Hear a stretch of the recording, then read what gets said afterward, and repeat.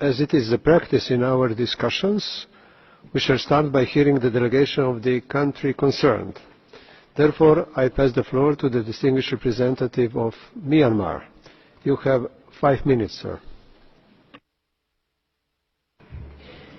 Mr. President, finding sustainable solution on the issue of Rakhine is one of the top priorities of our government. While the situation in northern Rakhine has been the focus of much international attention, the narrative related to it has very sadly been incomplete and misleading, and verified allegations had been reported as facts, resulting in perceptions that aggravated the whole situation. Mr. President, I listened attentively to the statement of the High Commissioner and read his conference room paper carefully. I recognize that many points contained in the paper are flawed. For example, the second head of the para 11 says, I quote, Bangladesh and Myanmar stated that repatriation would preferably be complete within 6 months. 7 months later, repatriation has yet to begin, end quote. According to para 36 of the physical arrangement, both sides agreed to complete repatriation in a time-bound manner agreed by both parties, preferably within 2 years. In fact, Myanmar side was ready to receive the verified returnee since January 2018. Much of the information contained are also distorted or exaggerated. The misinformation can lead to imprecise memories. In some cases, it can even result in false memories which cause unjust convictions. The incorrect information will also mislead the readers, particularly member states, to make wrong decisions. It will negatively affect our common endeavor of finding sustainable solution for the Rakhine state.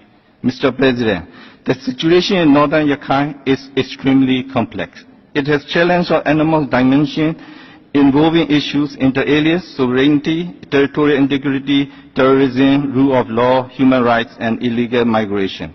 The security situation in northern Rakhine deteriorated sharply following the attacks on the police outpost in Maundo by the terrorist group called ASA in August 2017. The recent revelation of the massacre of 99 Hindus committed by ASA on the same day attack on the security outpost is shocking. We are disturbed by the fact that the High Commissioner conveniently failed to mention such heinous attack in his conference room paper.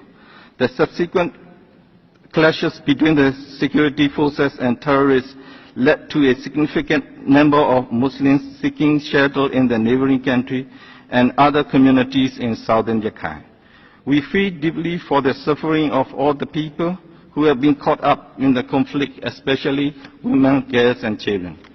Those who fled their homes are many, not just Muslim in Rakhine, but also small minority groups such as Dainet, Morotat, Miramaji, and Hindus.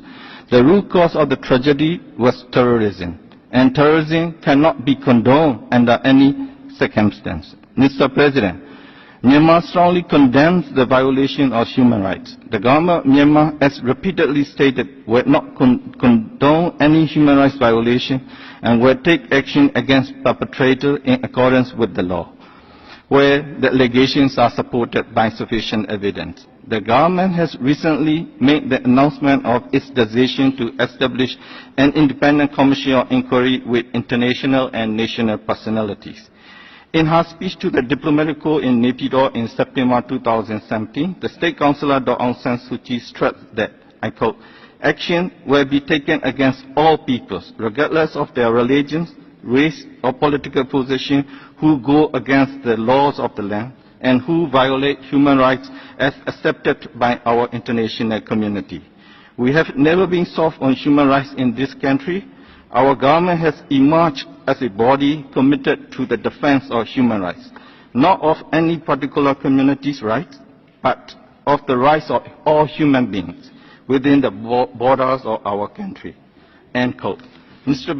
President, with the arrival of the monsoon season, the humanitarian situation in the camps will be getting severe, and we need to expedite the repatriation process agreed by Myanmar and Bangladesh in November 2017.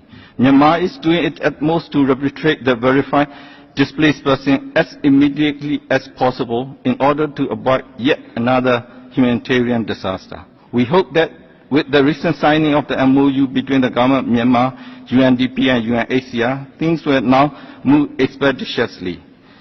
In concluding, Mr. President, the challenges we face are daunting, but we are resolute to overcome them for all people of Myanmar. We call for a constructive approach on the complexity of challenges in Rakhine State. The international community can best help us by understanding the prevailing situation objectively and supporting the long-term reconciliation and sustained socio-economic development in Rakhine State. Full version of the statement will be uploaded in the extranet. I thank you, Mr. President. All right.